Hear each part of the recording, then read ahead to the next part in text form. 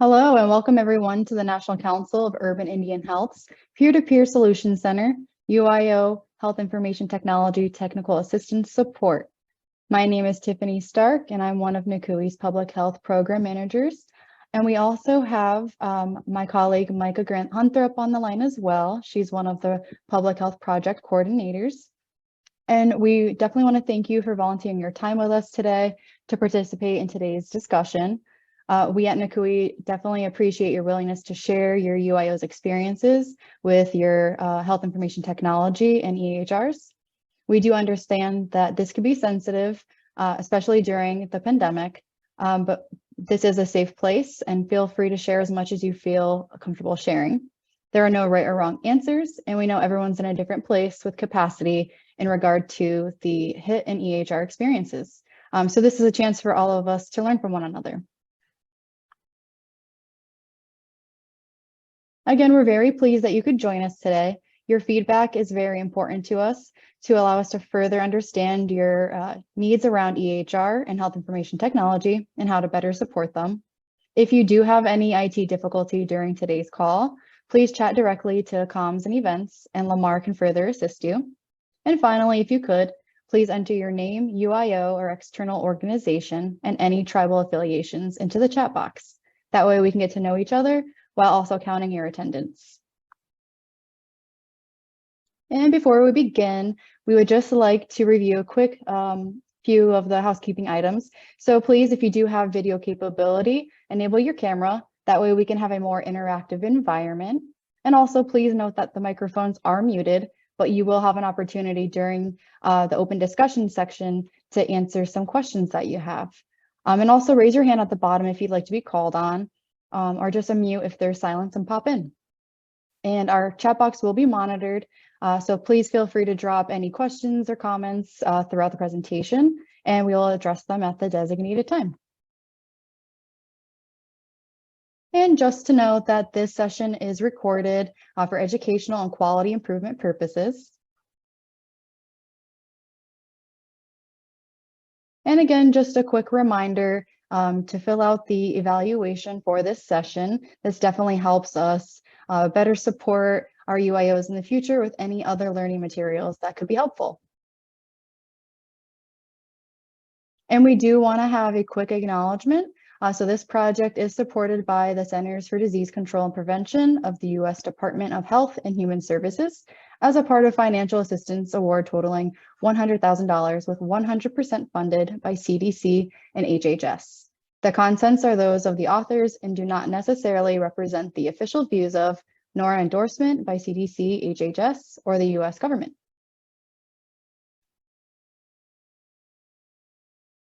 And to begin, we would just like to provide a brief background on NCUI for any new folks. So our organization is a national nonprofit devoted to the support and development of quality, accessible, and culturally competent health and public health services for American Indians and Alaska Natives living in urban areas.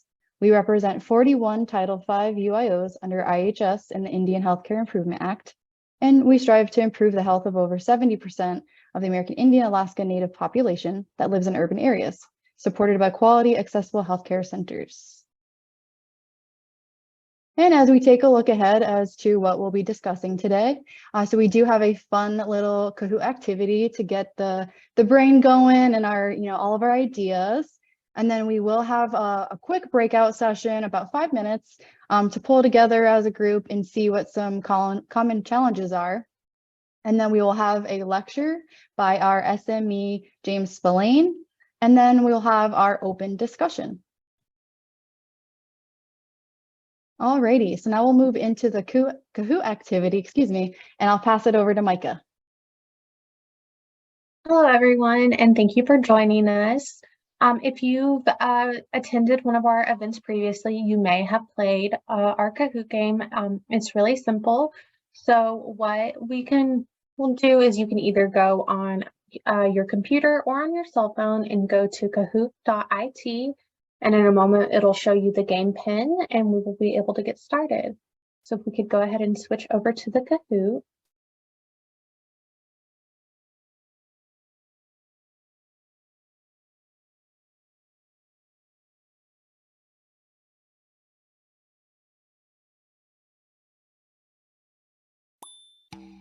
Awesome. So our game pin today is 6323993, and you can either go to kahoot.it on a web browser or scan the QR code and sign in. So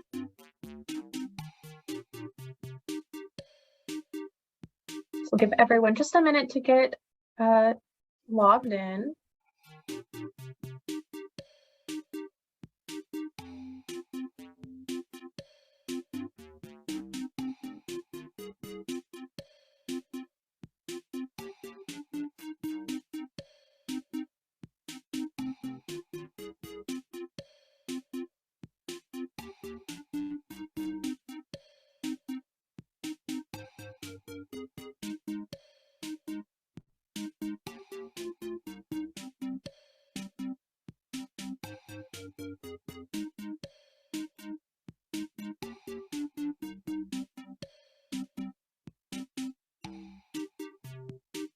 And I will go ahead and drop the game pin in the chat.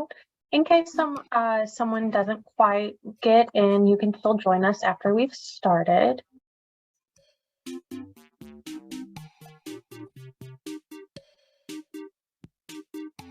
Let's go ahead and get started. There's just a few questions.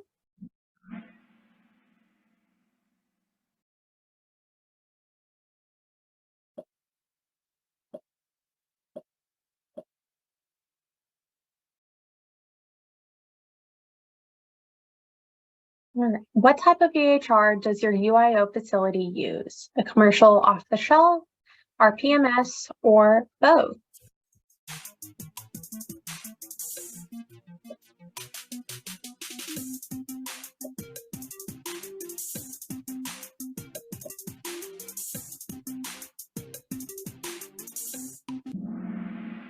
All right, so it looks like a majority of people actually use both, and we do have some people who just use RPMS. It's good to know.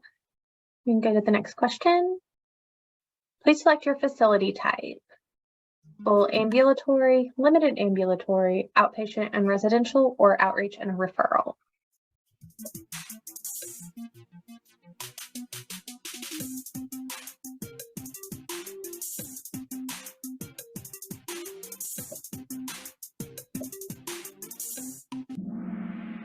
All right, so we've got a little bit of everything here. And last question, what kind of holiday shopper are you? Bit of a departure from the others. So your shopping has been done since July, your shopping starts on Black Friday, or you are a last minute shopper? This year, I'm a little bit of a last minute shopper myself.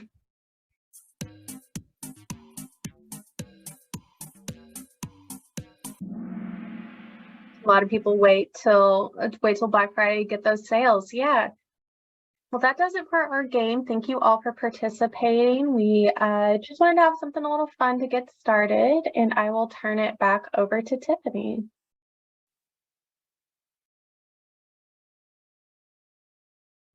So now we want to introduce our awesome speaker today. So we have James Spillane. He is the CEO of Health IQ. And he has an extensive knowledge in leveraging health IT and electronic health records. So now I'll pass it over to James. James?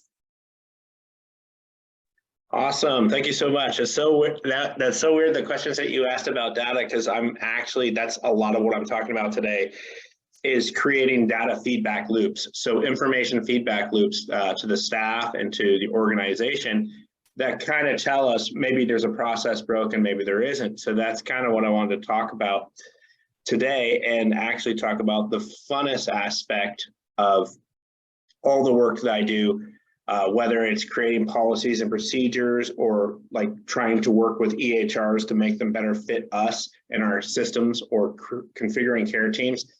This one is kind of where we actually get to touch on gamification a little bit. Are you guys going to open up my slide deck, or should I share my screen, or how are we going to present this? I have it right here for you, James.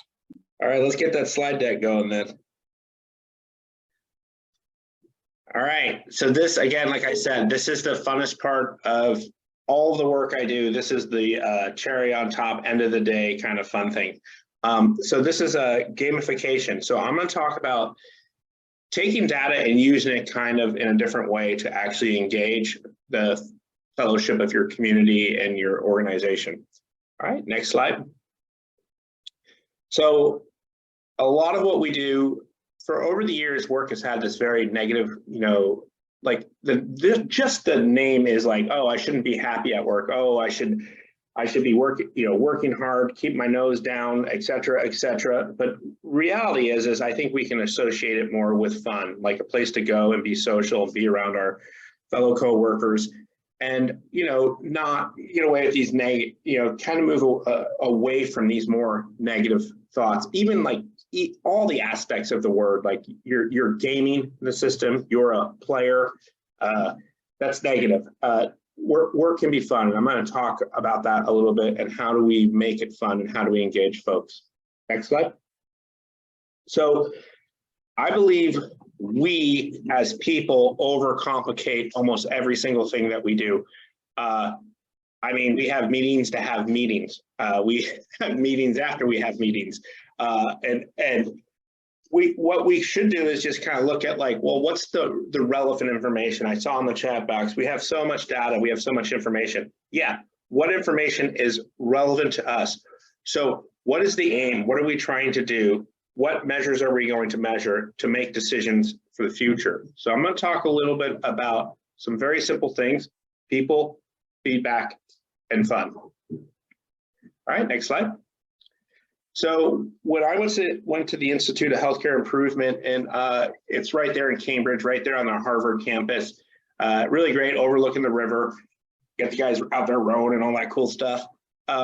I learned about systems and complex systems, and this is what we were studying. So we were learning to understand the complexity of a system. We were learning to understand the variation within a system and how to like kind of find out what your operating parameters are. We were also building knowledge. So we were gathering data on the system, and then we would build it forward. But there was a whole area that I never thought about, never dealt with, the human side of change. And I remember one of the advisors saying, are there humans involved in anything you do? And I'm like, yeah, well, then you need to factor that in. All right, next slide.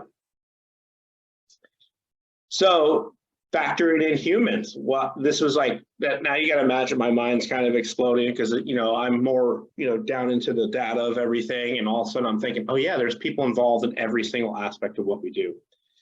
And really, they kind of train you that there's three main types of people, really, if you will. There is the blue people, who are, you can just give it any color if you want, I guess. But the blue people are, they're the nurturing folks. So there's a lot of the people who are probably in your behavioral health programs, a lot of nurses who come in to, to be just that, the mother of the healthcare system. That parental kind of guidance, like, oh, I can help you get better. I know what to do. I've been here. Next slide. Then you have the green people. So a lot of times these are like CFOs. These are your financial analysts. These are the people that are very analytical, and they like the data, and they want to see a very linear, like, show me what the next step is, show me what the next step after that is, and then show me what the next step after that is. Next slide. Then you have the reds. So a lot of times these are kind of a little bit of the firecrackers, or the bull in the china shop, or the CEO, the big idea person, or sometimes even an idea fairy, if you will. But really, they're the people who are kind of like the natural leaders who make it happen. So when I look at organizations, there's a couple things. When I present or I talk, I try to hit all of these, all three of these personality types in everything I'm doing.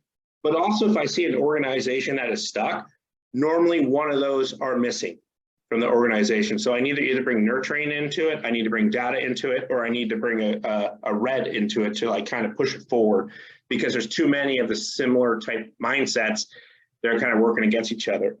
And on another note of all that, if you ever really watch these really, really good political speakers, most people in politics pretty much are really good at this. And, I was joking around on the last phone call, like I remember going to school, and then I remember seeing Obama speak right after that. And he said something like, he literally went through those colors in that order. He said something like, you take Eleanor in, Ohio, and she's an elderly person and she has to pay this much for her prescriptions, but with this at a 9% whatever, we can afford that for all Americans. And by golly, if we can land on the moon, we can do anything. And I was like, wait, he just hit the blue, the green, and the red in like one sentence. So this is important. So whenever we're presenting ideas, we're doing that. So this is what I want you guys to keep in the back of your head. Next slide. So end of the day, we all have to know that we're all in this together. Everybody has good intention. We all were driven to this vocation for a reason, healthcare, to care for people, right? So our motivation is all good and our intentions are all good. But what people actually see, our behaviors, is our external stuff that they're seeing us, they're judging and seeing us by our actions on the outside. But let's just start out with, we all have good motivation. And we're going to move into, where does motivation kind of come from? Next slide. So, next slide. I read my own mind. So anyways, there's a couple of really good books out there. Reality is Broken. She's a psychiatrist who talks about how games actually are all part of our lives. We just don't know. I mean, play is a part of our lives. Animals play, dogs play. Every species on the planet Earth has play involved in something they do. We're also very social and connected. I've actually done a lot of work with these guys, and I have speaking engagements with James Fowler, talking about creating that connection within your organization, that we're all a network connected. Seductive Interactive Design, Nudge, and The Art of Game Design are all behavioral health economics kind of books. So they talk about how we behaviorally look at things left to right, down, so how do you design around those kind of things, the way the humans think. Next slide. So I'm going to talk a little bit about Daniel Pink's autonomy, mastery, and purpose are the three things that he says is what drives people. I couldn't help but notice that that's a lot like, the 1973 self-determination theory, where people, well, my teenage boy who just poured water here in the living room, he's this way now. He's seeking independence. He's seeking autonomy. We all want that independence and autonomy. He wants to be competent in the world. We all want to be competent, and we want to have relatedness. Well, it's so funny because if you take game theory and you put what are the main points of game theory, there's all of those and one more thing, and that's what we're going to get to. So next slide. So in game theory, we have this thing we have this thing called the Tom Sawyer effect, and this is also something that I would like you guys to really consider. And this is out of the book. So for some people, much of what they do all day consists of these routine, not terribly captivating tasks. In these situations, it's best to unleash the positive side of the Sawyer effect by attempting to turn work into play, to increase a task variety, to make it more like a game, or to use it to help master other skills. So let's go to the next slide. So the Tom Sawyer effect is basically he was painting a fence and this kid walks by and he's grounded painting the fence, and this kid walks by with a fishing rod and says, hey, what are you doing? Well, Tom turns around and says, oh, I'm painting the fence. And he says, oh, too bad for you, I'm going fishing. Tom says, oh, no, you don't understand. This is a really, really awesome thing that only I am privileged to do because I'm such a good painter. Well, now the kid's curiosity is piqued. So he says, hey, can I join in? I don't know, maybe I can put you, the front's very important, but maybe on the back side, I can get you set up there where not too many people are going to see it. Well, eventually he has all these kids painting the fence for him. He changed perspective of what that looks like. So I'm going to talk a little bit about adding gamification to your organization to make it better. So there we go. Autonomy, mastery, purpose, competence, and relatedness. The one thing that those two theories actually have is they didn't have feedback systems. This is telling us how good we do. Next slide. So the process of game thinking and game mechanics to engage users to solve problems. Next slide. So let's go back now. Think about everything you do, and I want you guys to really start thinking about how much gamification is actually already a part of your life. So these things are already there. You just, sometimes you don't even know it yet. So I'm going to go back here a little bit to like 2008 or whatever, when these were maybe a little bit later. These were Zynga games, and they were the biggest games on the markets. So they were mobile-based games that were generating $1 billion a year in revenue. The first one, top left, was Farmville. The next one to the top right was Diner Dash. The one on the bottom left was Diaper Dash, and the other one was Flight Control. So you're basically a flight controller landing planes at a busy airport. So these were the #1 games in the globe, in the world, right? Basically watering plants, waiting tables, changing diapers, and the career path with the highest suicide rate were the #1 games. Next slide. So really, it's not the mechanics of the game, or it's the mechanics of the game, not the theme, that make it fun. So, and of course, you'll get somebody in your crowd who'll say, "Oh, I'm a dentist. Show me how to make that fun." Well, I can make it fun. All right, next slide. So what we do is we apply the mechanics. So we look at little things like, these are all mechanics. There's 52 in all, and they say if you can do 4 of them, you can get people to do almost anything in an organization. So what you do is you have to figure out how to apply them. So the first one would be achievement. Hey, can we meet all of our GIPR measures? Next one would be real-time versus delayed mechanics. So this is like the game within the game, or this is like, oh, just by playing the game, you get rewarded. Like, oh my God, you had the most behavioral health depression screens, this team over here. Countdown, that could be your GIPR year, right? You could be saying like, oh, the countdown is, hey, we got until October 1st to get all these measures met. Next slide. So what I'm basically saying is we already have these games naturally built into our systems. We're just not utilizing. Progression dynamic. So that progression dynamic is, oh, hey, we're getting better at this. And you have to show the user, you have to show, the providers in your system, like, hey, our numbers are going up. This is how many PAPs we did. This is how many mammoths we did. This is how many colonoscopies we did. Loyalty can be broken down by individual care team, could be broken down by individual hospital, could be broken down at a state level, could be broken down at a national level.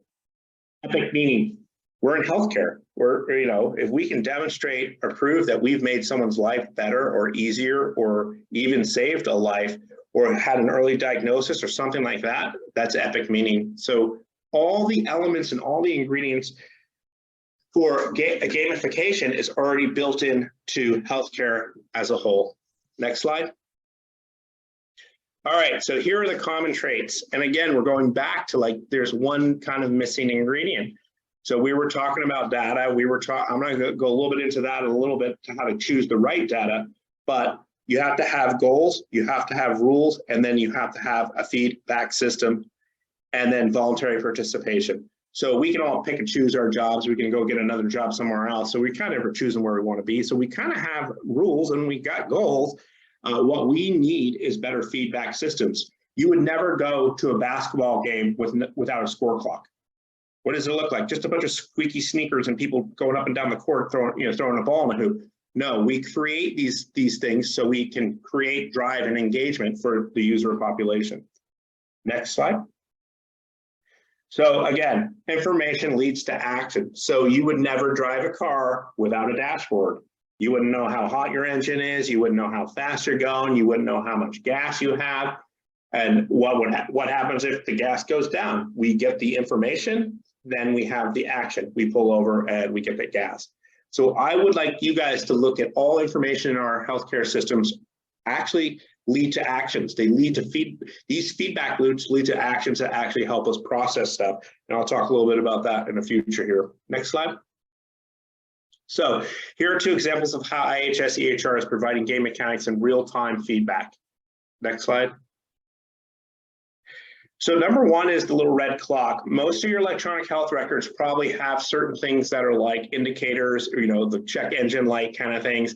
What we got to do is identify in our commercial off-the-shelf programs or in our RPMS programs, what are those? What do they look like?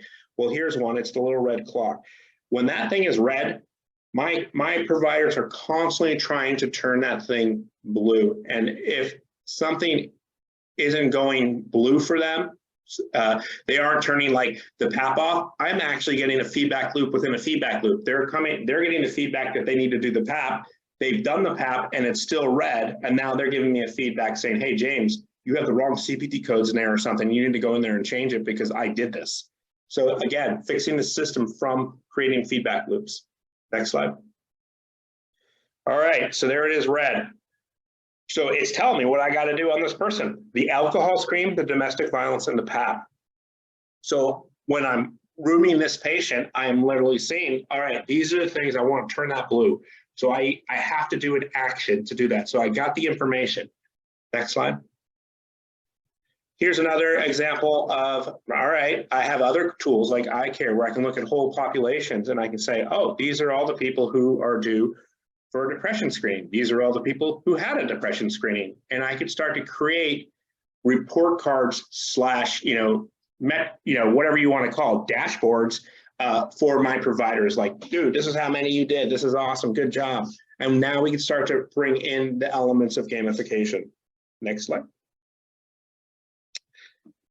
Here again, we have national aggregated, so we can see literally on this page. If I could shuffle that clinical group over, I could shuffle it to all national GIPRA, and then I can actually compete against IHS. So I can say, how well is IHS doing in the far right column, and then where are we at? But I can also create scorecards on individuals. So this is primary care provider Jackson. This is how well he's doing on his measures. So now we literally have scorecards that we can hand out, report cards, if you will, to our providers, and they can actually create, we can put them in transparent places where everyone can see how everyone else is doing and kind of compete against each other. Next slide.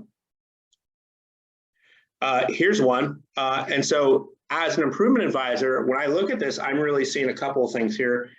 One of the main things I'm seeing is like, what's up with dental? Well, this site didn't happen to have any dental at all. They were kind of like, your basic, urban, where they're over here, but they don't have all the aspects of their healthcare system. So they're referring out for that. So I worked with them to like, here, let me show you how when you do send your patients out for these kind of things, this is how you can get the information back into your system. But the one I was concerned about is what's going on with your shots. That's something that we actually can control. Let's talk a little bit about that. And that's how we looked at all the data. And we might have had ideas about, hey, let's go do this for diabetes and let's go do this for cancer. But what the data is telling us is maybe we need to start focusing more and drilling down on how well we're administering immunizations. Next slide. Here's another one. So this data was very, very interesting. This was from a site I was at last week. And what that was telling me is, hey, if you're green on every single thing here and you're doing pretty well and you're outperforming IHS on a lot of these measures, like if you look at the ones that go all the way across like alcohol screening, you guys are doing a really, really good job. What's up with mammo? So that feedback loop to me is telling me that I almost guarantee you it's a process related thing. So as it turned out was this site particularly had a private vendor coming to do the mammo. That private vendor would come, park in the parking lot in a mammo van and see their patients. Those mammos were not getting put back into the EHR. They were getting scanned, Vista imaging scanning into the EHR, but there was no CPT procedural code attached to that. Therefore, they were not getting credit for that. So what did we do? The data turned us back to the feedback loop, turned us back, and then we said, hey, the process is broken. Let's change the process and have somebody entering this data so we can get credit for it and be meeting all of our healthcare measures. Next slide. So metrics and scorecards. Let's take a look at what some of those look like. And I have fun with these a lot, and I'll kind of show you examples in the wildlife what this looks like. Next one. So here was a site, I believe this is the Kanaiti tribe in the Kenai Peninsula. This is what they were using to basically say, hey, we are meeting all of our measures. And they were meeting all of their measures. They also had some IPC measures down below that they were striving for. If you notice, the threshold's a lot higher. So IPC was holding these guys at about 80%, whereas the national GIPRA measures were a little bit lower. So they said, first, we're going to meet the national GIPRA, and then we're going to try and meet the IPC measures. And this is exactly the scorecard they created that they sent out to every single provider every single Friday. Next slide. This one's fun. If I was sitting in a room with you guys right now, I would say, what do you think was happening in this organization? So I'll tell you a funny story about this. This organization, believe this was Kodiak Area Native Association, met all their GIPR measures. Not only did they meet them all, they were one of the first ones in the nation to actually do it. And they've been consistently doing it for a while. This particular time frame was we were getting down to a month out, and everybody wanted to do this. This was the first time they were going to meet all their GIPR measures. There was actually providers seeing patients, looking at that little red clock, seeing that they were due for a sealant, and saying, hold 1 second, and walking them down to the dental department and saying, hey, I identified this person who needs a sealant. Let's get them in and get them scheduled and get them sealants. That is an engaged healthcare system. You have a primary care provider hand walking somebody over who needed sealants to the dental department to schedule an appointment. And they made all their measures. Next slide. This was what I was doing. I just messing around with different tools that I had and different apps. And I was basically saying, here's how many more patients you need to do. And I would send it out to the providers to meet the depression screen. Next slide. So I look at when I look at various different tools, this was Weight Watchers. I thought they were one of the first ones to come out with a really good game mechanics involved in their tools.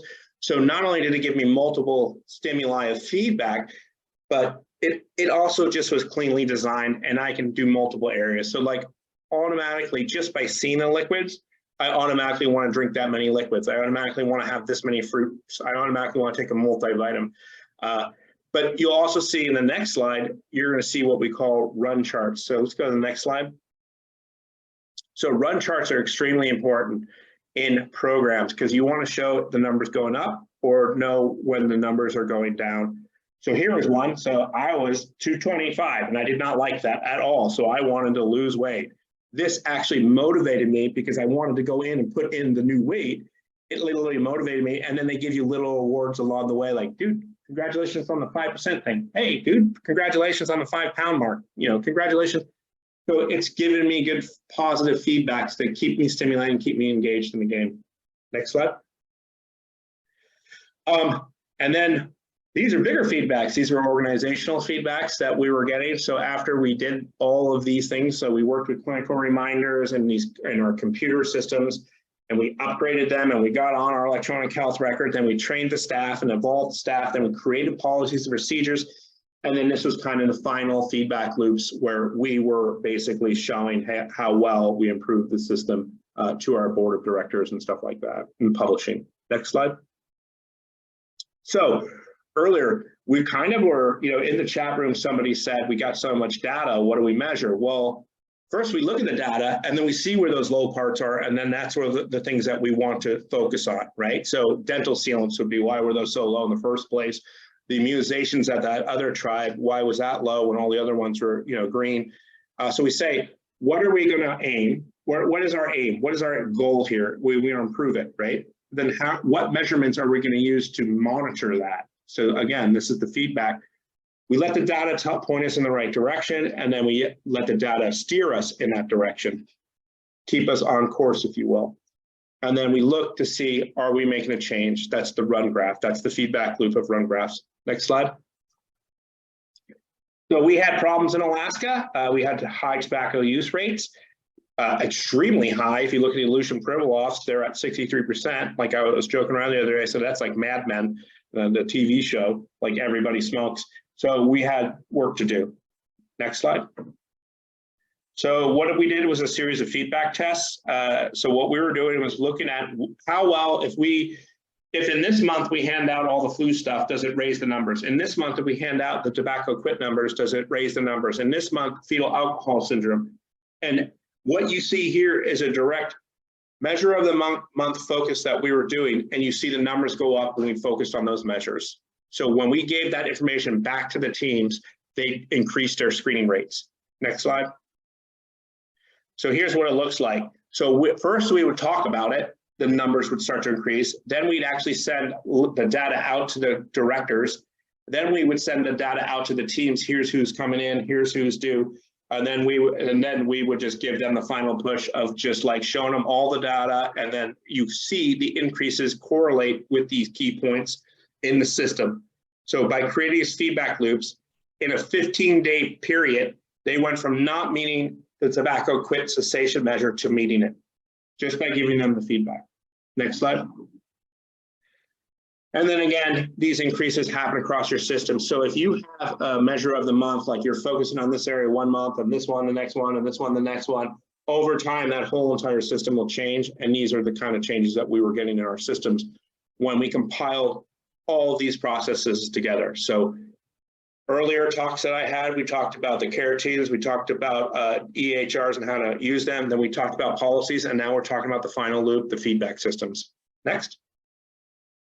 Fetal alcohol screening. Next.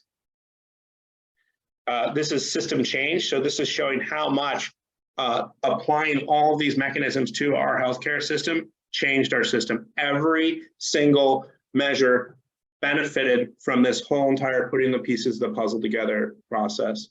Next slide. So what are the takeaways? This is from my wife. She's got like, she's a teacher. She's got like multiple master's degrees. She's got more degrees than a thermometer, but long story short, she's smart. And I always asked her like, hey, I want to end with a quote here. What do we do? So she said, when feedback is specific, personal, and progress orientated, it increases engagement and enjoyment while improving patient care. Perfect. See, that's why I'm married to her. All right, next slide. So here are some of mine, and here's what I'm hoping that you guys take away. It always comes back to human experience. Complex systems have simple leverage points. It really always is about relationships, relationships, relationships. Fun, work, and play might be a matter of perspective. So we can introduce some of this stuff and we can think of ways to stimulate it and make it fun for the rest of our organization. And let's really focus on how do we get back to engagement? How do we engage our providers? How do we engage our patients? How do we engage the healthcare system to see these numbers and to root for them and, you know, rah, rah, rah. Next slide. And then finally, the way I look at things as an improvement advisor is I'm always thinking, all right, can I make this system functional? All right, can I make it reliable and usable? That's the first thing. Then once we get there, I look at how do I make it more convenient? So I make it the more attractive system. And then finally, when we get into pleasurable and meaningful, that's the peak. So we really want to get our systems up to like, no, people want to go to work here. People want to be a part of this system. People want to receive healthcare here, and it's meaningful and it makes the world a better place. And that should be our goal at the end of the day. Next slide. And that's it. That's all I have.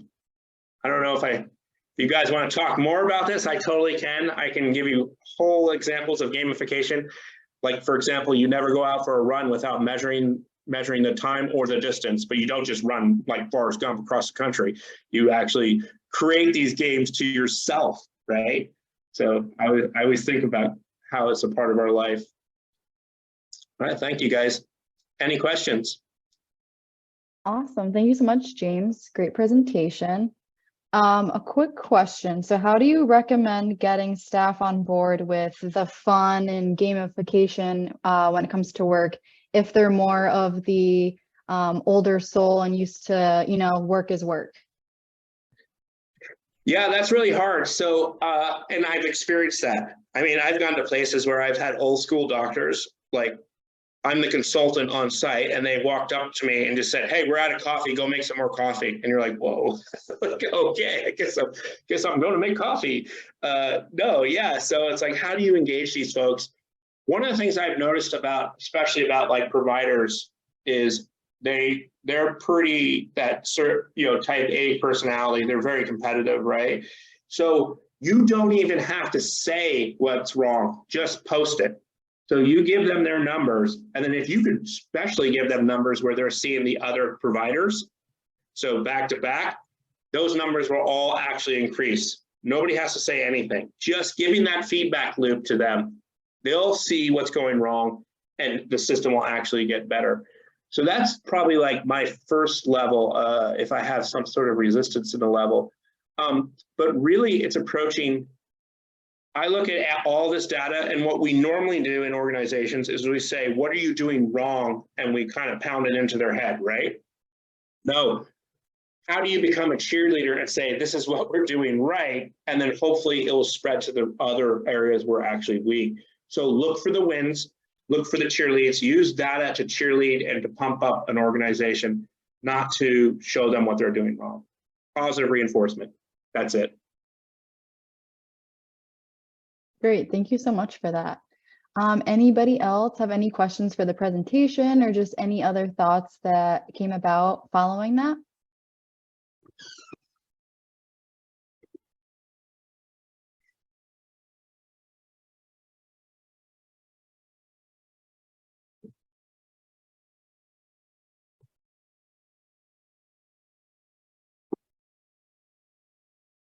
If not, no worries. We'll definitely pay attention to the chat box for anything that comes through. But we did just want to give the reminder for the evaluation, which we do have the QR code listed on the screen. And we can proceed with the presentation. And we also just want to give a reminder for any technical assistance requests. We do have that form on our website, so nakui.org/TA. And Micah put it in the chat as well. And then we do have some upcoming NACUI events that we would just like to note. So for January, there are quite a bit of events, but a lot of good subjects. So we have vaccine equity, journey to healthy communities, STI informational and recruitment session, and a couple others, which we'll have those in our follow-up email. And then we also have some funding opportunities available. So we have electronic case reporting, or ACR, for year 2, which that will be funding up to 3 UIOs for $84,600 each. And the applications are on a rolling basis. And then we also have emergency preparedness and vaccination planning storyteller application. So that is still open through the end of the month, and the award is up to $30,000 each.